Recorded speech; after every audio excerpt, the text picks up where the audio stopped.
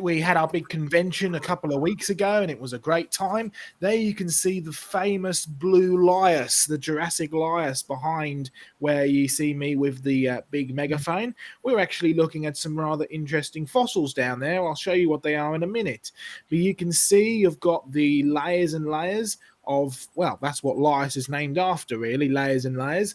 You've got the layers and layers of shale, which is the dark stone. You've got the thick layer of limestone, then you've got more shale, then you've got more limestone, and you've got layers upon layers upon layers. And then if you have a look down on the floor where you can see us walking over, there's actually a layer of this limestone which extends out at beach level, at sea level. And this is what's known as the ammonite pavement. Now, I went there years ago, and that ammonite pavement was absolutely covered in ammonites. Today, it's all sort of eroded and broken down, but there you go, that's what the sea does. If you actually go slightly further along the beach, you can find another exposure where you had all of those ammonites pushed together. So great evidence, and I'd encourage everybody to come on a field trip with us and actually explore and find out the real evidence for yourself. Stuff like this. Oh, well, there's Dr. Diane Eager, and we found a rather spectacular fossil. You can see some of the fossil Auricaria, the southern pine, that's buried in that limestone there. So a couple of things. Number one, it's a living fossil. These rocks are supposedly 200 million years old or so, and yet in a supposed 200 million years, fossil pine trees, in fact, go even more specific, fossil southern conifers, Auricarias, have turned into Auricarias. In other words, they haven't changed in the slightest. But look at what they're buried next to. There's the big fossil pine tree on the right. On the left, just in front of Diane's fingers there, well, there's the beautiful preservation, but it's actually buried right next to one of those famous curly-whirly ammonites. Now, ammonites are deep-sea creatures. They, if their morphology and their way that they lived is very similar to what nautiluses are, which they certainly seem to be, they would have traveled down to the depths and back up again at night. And so what on earth is it doing buried right next to a rather spectacularly preserved fossil southern conifer? I mean, you can tell how long this stuff has been lying around for, because, well, it hasn't been lying around for very long. Look how well preserved it is. There's no worm burrows, there's no tunneling in, there's no knocking around as it crashes around in water for months on end. This has been buried very, very quickly indeed. And it's been buried next to seashells. And we like to make the point that when you've got seashells and you've got them buried next to fossil wood, you have evidence of mixed environments and you have evidence of a flood. Sea creatures and land plants buried together is evidence of a flood for sure. And here's Susie. And Susie's made a rather spectacular discovery. Can you see what she's pointing at? Now, I've been up and down these beaches for years, right?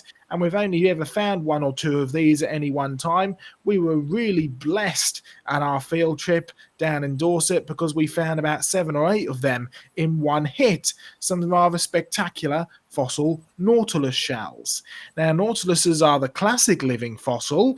In fact, it was Charles Darwin who invented the term living fossil. He said that these are supposed to be anomalies. He said these anomalous forms could even be called the living fossils.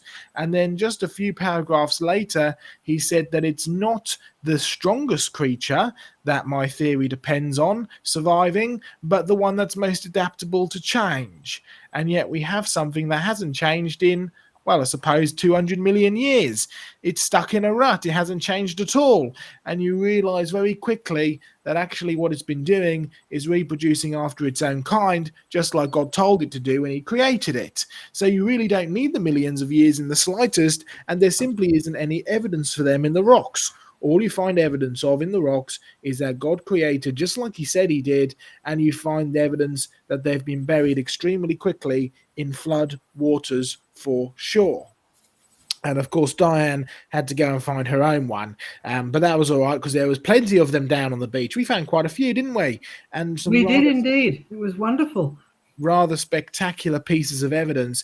I mean, they're just beautiful, stunning creatures in the world today, and their fossils are even more spectacular, in my opinion. You can see all the chambers. I mean, this is in the side of a rock, right? So it's been kind of worn down, so you can actually see where the shell is. You can see the inside chambers really clearly. It's a really rather beautiful specimen. And we actually have our own collected one, which has been cleaned up beautifully, and it's back now in our Creation Research Museum collection. So a reminder, if you can get across to us on the 29th of October, I'll be there, Diana will be there, we'll take you through the museum, we'll have some presentations, we'll share some food together. It'll be a pretty wonderful time, and if you can help us prepare for that and get the museum up and going anyway, we could certainly do with your help very soon. All right, this was what we were looking at right back at that first picture. Look at what I'd found. You see the ammonite, the big curly whirly? It's interesting because quite a lot of these have actually not got their middles in them anymore. I mean, we know that the ammonites got thinner as they went to the middles. It seems that these ones were so thin that they actually got destroyed. But you've certainly got these large outside curves still there.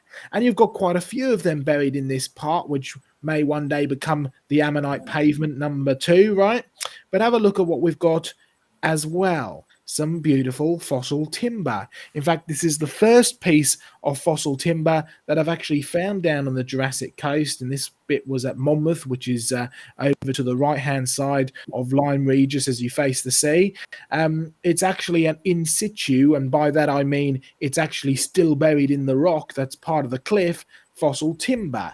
We have to be careful because me and John get confused over in situ. You see, in situ doesn't mean the tree lived here, died here, and got buried in situ as it was. What I mean by in situ is it's actually buried in the position that it was buried in. It's still in the position that it was buried in the cliffs. Most of the time, you find bits of fossil timber that have washed out of the cliffs, they've rolled around, and they get washed up on the beach with a great big chunk of wood in it. And it's fantastic evidence. You can look at it, you can find it buried next to seashells, you can look at how well preserved it is, but what you don't get to do is get the big picture of how this wood was like when it was actually buried in the cliff. Which way was it pointing? How was it buried originally? How was it exposed? What was it buried next to?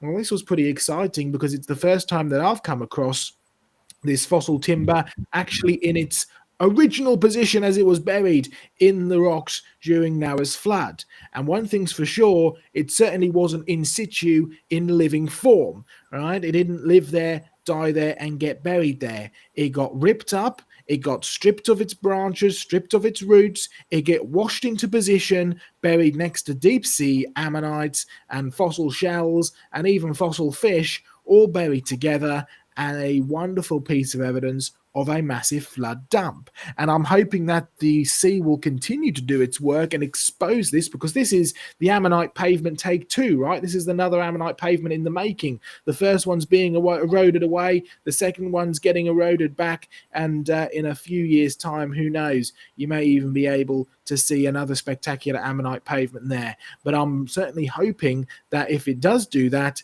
then it'll expose even more of this fossil timber in location in the rock, because it'll give us a good indication of the way that the water was flowing.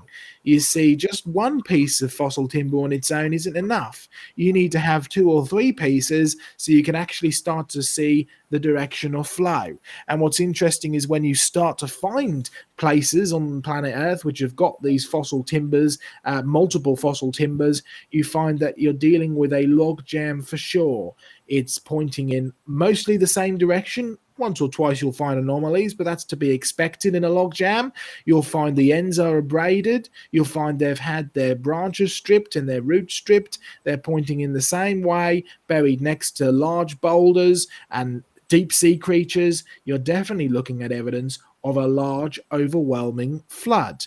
And these are the Jurassic rocks. And we like to remind people that it was Alexander von Humboldt who named Jurassic, and he was the king's geographer. He traveled all over the world, and he called them the Jurassic rocks after the rocks in the Jura Mountains. Nothing to do with millions of years, nothing to do with evolution, everything to do with where they were first studied and the fact that they were a worldwide deposit. just like the ones in the Jura Mountains. The rocks here are just like the ones in the Jura Mountains. The rocks there are just like the ones in the Jura Mountains.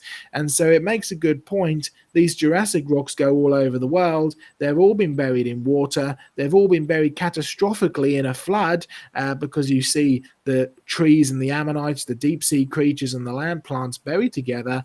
Excellent evidence of a worldwide flood for sure. And here's some more of that fossil timber.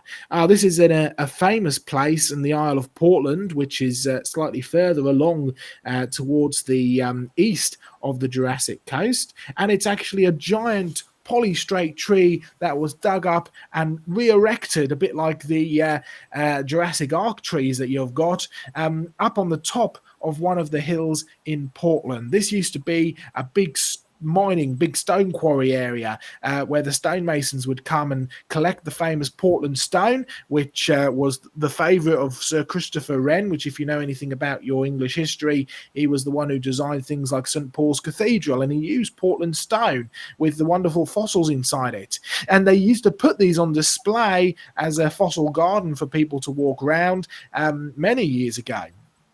And now, of course, it's part of it's sort of part of a hotel area, but you can still come and see it. You can still come and explore. It still is pretty spectacular.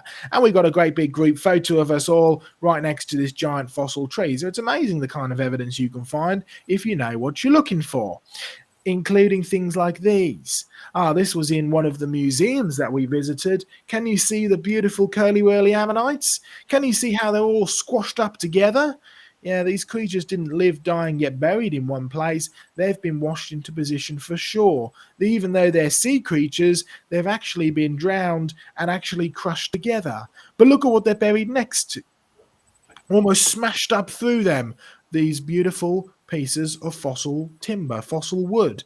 Yeah, Lyme Regis, beautifully prepared, by the way, but certainly evidence of a flooding event. A drowned flooding event. And another example that we like to show people is actually on display in many of the museums. This is one of our, you see, Nautilus shells, more living fossils, beautiful example. And the ammonites, this was a rather enormous slab that I found a number of years back. I couldn't take it back with me as much as I'd liked. But if we go down to the Jurassic coast, you can find that there's even dinosaurs there. Land dinosaurs, proper dinosaurs, not the swimming dinosaurs as they're often called, which aren't technically dinosaurs, but they're certainly found there. Again, land creatures and sea creatures buried together. This one's called the Scelidosaurus, and it's on display in the Charmouth Heritage Centre. There's the reconstruction of it there, and there's the picture of it in the Charmouth Heritage Centre. Now, do you notice one thing? It's squashed. It's been squashed for sure, but you can find some even more spectacular evidence if you know what you're looking for in this very fossil. Now, they have big pictures all throughout the Charmouth Heritage Centre saying, don't take any photographs. These are all, private specimens. So we had to go, and John, I know you a number of years back went and actually found the owner of this specimen and asked if we could go take some photos. And look at what the owner's pointing at there. I mean, can you see it in between the big bits of bones? Getting a bit closer, we're actually looking at food in the throat. Now, you can tell with food whether it's on the way down or whether it's on the way back up, and this is certainly food that's on the way back up. This is a vomiting Scelidosaurus. Not only is there food in the throat, there's actually food in the stomach as well. Food in the stomach, food in the throat. This creature has been squashed. He's been squashed so suddenly and violently, he's in the classic drowned dinosaur pose. He's actually had his food forced back up his throat. He's halfway through vomiting.